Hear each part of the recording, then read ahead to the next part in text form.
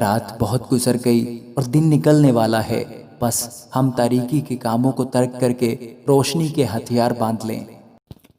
خداوند کے زندہ اور پاک کلام میں سے پولس رسول کا خط رومیوں کے نام، اس کا 13واں باب۔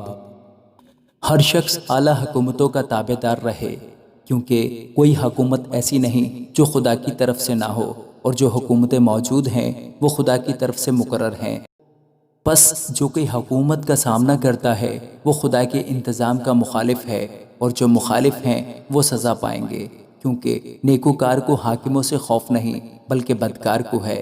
پس اگر تو حاکم سے نہ ڈر رہنا چاہتا ہے تو نیکی کر، اس کی طرف سے تیری تعریف ہوگی، کیونکہ وہ تیری بہتری کے لیے خدا کا خادم ہے۔ لیکن اگر تو بدی کرے تو ڈر، کیونکہ وہ تلوار بے فائدہ لیے ہوئے نہیں، اور خدا کا خادم ہے کہ اس کے غضب کے موافق بدکار کو سزا دیتا ہے۔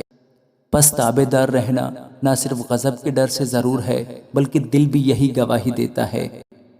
تم اسی لیے خراج بھی دیتے ہو کہ وہ خدا کے خادم ہیں، اور اس خاص کام میں ہمیشہ مشغول رہتے ہیں۔ سب کا حق ادا کرو، جس کو خراج چاہیے خراج دو، جس کو محصول چاہیے محصول، جس سے ڈرنا چاہیے اس سے ڈرو، جس کی عزت کرنا چاہیے اس کی عزت کرو۔ آپس کی محبت کے سوا کسی چیز میں کسی کے قرضدار نہ ہو، کیونکہ جو دوسرے سے محبت رکھتا ہے اس نے شریعت پر پورا عمل کیا۔ کیونکہ یہ باتیں کہ زنا نہ کر، خون نہ کر، چوری نہ کر، لالچ نہ کر، اور ان کے سوا اور جو کوئی حکم ہو، ان سب کا خلاصہ اس بات میں پایا جاتا ہے کہ اپنے پڑوسی سے اپنی مانند محبت رکھ۔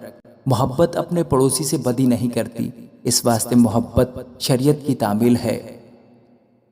اور وقت کو پہچان کر ایسا ہی کرو، اس لیے کہ اب وہ گھڑی آن پہنچی کہ تم نیند سے جاگو، کیونکہ جس وقت ہم ایمان لائے تھے اس وقت کی نسبت اب ہماری نجات نزدیک ہے۔ رات بہت گزر گئی اور دن نکلنے والا ہے، بس ہم تاریکی کے کاموں کو ترک کر کے روشنی کے ہتھیار باندھ لیں۔ جیسا دن کو دستور ہے شائستگی سے چلیں، نہ کہ ناچ رنگ اور نشہ بازی سے، نہ زناکاری اور شہوت پرستی سے، اور نہ جھگڑے اور حسد سے، بلکہ خداوند یسوع مسیح کو پہن لو، اور جسم کی خواہشوں کے لیے تدبیریں نہ کرو۔ آمین۔